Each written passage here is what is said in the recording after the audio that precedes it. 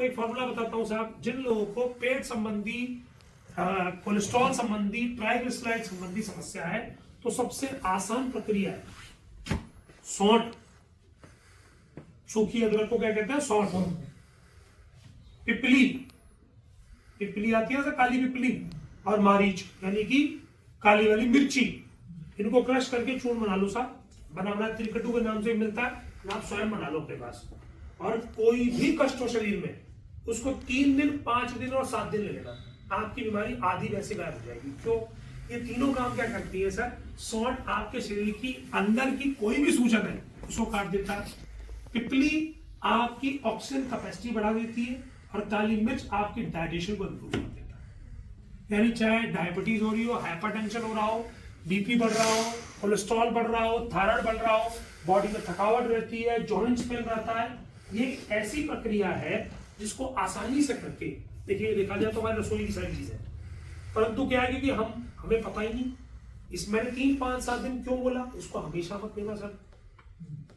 इसकी प्रकृति पे क्या सूट करेगा? अगर ज्यादा खा लिया पित्त वाले ने तो गर्मी ज्यादा हो जाएगी, वात वाले ने खा लिया तो उसके अंदर पित्त बढ़ जाएगा। तो हमें पित्त नहीं बढ़ाना, हमें स्टेबल रखना है। ठीक साहब, यहां तक मेरी आज की चर्चा थी। आपके मन में कोई प्रश्न है प्रकृति से रिलेटेड तो आप जरूर पूछ सकते हैं सर। तो प्रश्न, बीपी लो हमेशा रहता है। अगर आपकी धर्मपत्नी को निरंतर रूप से बीपी अगर लो रहता है, तो आपको जो सबसे पहले मैंने बताया ना, ये 3 चीजें वाला, ये सबसे पहले ठीक कीजिए। क्योंकि मैं कुछ भी खाता हूं तो मेरी बॉडी को फिट कैसे रहता हूं? उसके नरिशमेंट के साथ, उसके नरिशमेंट के साथ। नरिशमेंट का मतलब समझ में आया सर? मैंने कुछ खाया, मेरे शरीर में लगेगा तो कैसे? जब ये आते पचा के भेजेंगे। उदाहरण रूपी सर, लूज मोशन में बादाम खाओ, कितने लगेंगे बॉडी में? मतलब समझ में आया सर? अगर वो पचेगा ही नहीं तो मेरी बॉडी में लगेगा ही नहीं। ठीक इसी प्रकार आपकी धर्मपत्नी का गारंटी के साथ में जो केमिकल एक्शंस है वो वीक चल रहा है सर।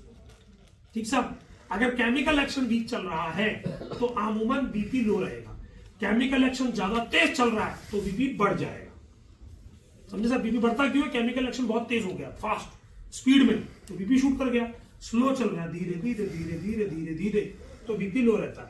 तो मैंने आपको जो था पिपली, मारी, शुंठी जो मैंने बताया है, आप मैडम को लगातार बोलिए कि दिन में 3 बार नहीं तो 2 बार कुछ भी खावें, उसमें हल्का स्प्रिंकल कर लें, 1/4 चम्मच खा के ऊपर से भोजन कर लें, तो उससे फायदा क्या रहेगा? उनका बीपी नॉर्मलाइज होना शुरू हो जाएगा।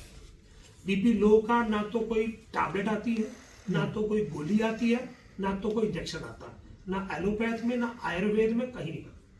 बीपी लो क्या है? आपकी बॉडी का सिस्टम वीक है। जैसे आप समझ लीजिए साहब, गाड़ी स्पीड नहीं पकड़ रही, क्यों नहीं पकड़ रही? हाँ जी साहब, तो सेल्फ ठीक करना है। सेल्फ क्या है हमारा? ये मेरे सेल्फ है, यही सेल्फ है साहब। आप कुछ भी खाओगे तो लगेगा कहां से? सर खून लेके जाएगा ना, ब्लड सर्कुलेशन। अगर सर्कुलेशन ही वीक है, बीपी लो है। बीपी का मतलब क्या? Blood pressure. अगर प्रेशर कम है सर, आपके पास यहाँ पर मान लीजिए सीएनजी की गाड़ी हो और प्रेशर ही ना हो उसके अंदर, टैंक भरेगा? कभी नहीं भरेगा साहब। तो प्रेशर का काम क्या है? हर हिस्से के टैंक को मजबूत करना। जिन लोगों का बीपी लो रहता है उनमें क्या रहता है? थकावट रहती है, काम करने का मन नहीं रहता, और वो हमेशा डाउन फील करते हैं, एनर्जी लो रहती है। तभी तो आपने चेक कराया ना बीपी, भाई कमजोरी रहती है, वीकनेस फील होती है, इंटरनल वीकनेस। तो उसके लिए करिए। कुछ और बताइए तो और कुछ कैसा? इसके अलावा कुछ और? सौंठ, पिपली और मारीच। सर वो पिपली आती है, ब्लैक लॉन्ग पेपर कहते हैं उसको, लॉन्ग पेपर, लंबे लंबे लंबा। हाँ साहब, सर देखो जिसका बीपी हाई रहता है, करेक्ट, ठीक, हमारी बॉडी में अगर कोई कैंसर सेल है या एक्स्ट्रा कोलेस्ट्रॉल है, इसको मार के कम खाएगा।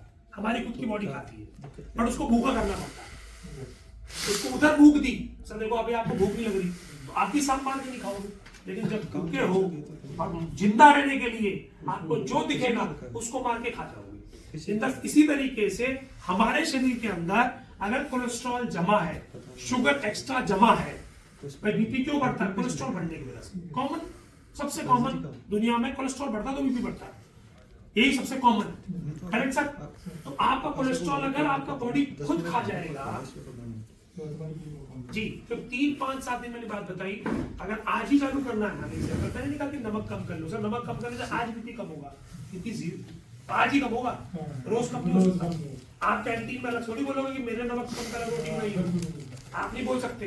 तो मैं क्या कर सकता हूँ साहब, हफ्ते के एक दिन काम करेंगे, वैसे अपन फल फ्रूट खाते हैं, हमारी बॉडी में अनाज जाएगा नहीं, हमारी बॉडी खुद ही उस एक्स्ट्रा कोलेस्ट्रॉल को खा जाएगी। इसके लिए मैं आपको एग्जांपल के साथ जरूर शेयर करूंगा सर। मेरी एक रिप्रेजेंटेशन हुई थी, एक ओपन रिप्रेजेंटेशन, वो डॉक्टर्स के बीच में थी। Major general Natarajan ECHS head, major वो आपके यहाँ पर सर DIG रैंक होती है, और मेजर जनरल नटराजन थे। तो जिसे आपके मेजर जनरल का मतलब हो गया, उसके ऊपर जो भी 2 ही पोस्ट होती है शायद, जनरल से नीचे और उसके नीचे मेजर जनरल नटराजन। उन्होंने हमसे क्या कहा था कि रिप्रेजेंटेशन देते वक्त डॉक्टर विकास, एक तो ऑथेंटिकेट होनी चाहिए सरकार से, एविडेंस बेस होनी चाहिए, कोई भी बात कहने से पहले। मैं कहा फाइन सर, इसका रिलेशन मैं आपको बता रहा हूं, उसका मतलब लिंक समझा रहा हूं सर। तो उन्होंने कहा कि सर आपके यहाँ पर सबसे ज्यादा पेशेंट होता है कार्डियक के, करेक्ट है। वो क्यों होते हैं? क्योंकि हमारे हाई ऑल्टीट्यूड पे हमारी ड्यूटियां लगती हैं, और हमारा भाई उनकी ड्यूटी भाई वो लग रही सियाचिन पे एरिया में लगी हुई है, मतलब ऑकवर्ड एरिया में लगती है, करेक्ट सर। तो हमारे यहाँ पर कार्डियक प्रॉब्लम बहुत जल्दी होती है। मैं कहा सर, कार्डियक प्रॉब्लम की एक NIA जयपुर की एक रिपोर्ट है, जहां पर लेखन बस्ती 40 दिन की गई, करने से पहले एंजियोग्राफी, ट्रीटमेंट करने के बाद एंजियोग्राफी, विद एविडेंस मैं आपको दिखा रहा हूं। और उनमें से 85% को सवाई मानसिंह जो post graduate hospital, college plus hospital है जयपुर का, उसने कहा कि 85% लोगों को अब ना तो स्टेंट की जरूरत है ना बाईपास की जरूरत है इस ट्रीटमेंट के बाद। तो उन्होंने पूछा कि तो चलो अच्छी बात है कि ये ट्रीटमेंट आपने दिया 40 दिन का, इससे पेशेंट को, मैं कहा सर 2 फायदे हुए। तो जी फायदे बताओ। जैसे पहला फायदा कि जिस जवान को स्टेंट पड़ने के बाद अब आप रखने वाले नहीं थे, आप उसको रिटायरमेंट देने वाले थे। बहुत से लोग क्यों छुपाते बीमारी की, भाई साहब नहीं तो क्या होगा, मेडिकल में डाल देंगे, तो उससे आपकी जो भी सैलरी वगैरह कम हो जाती है।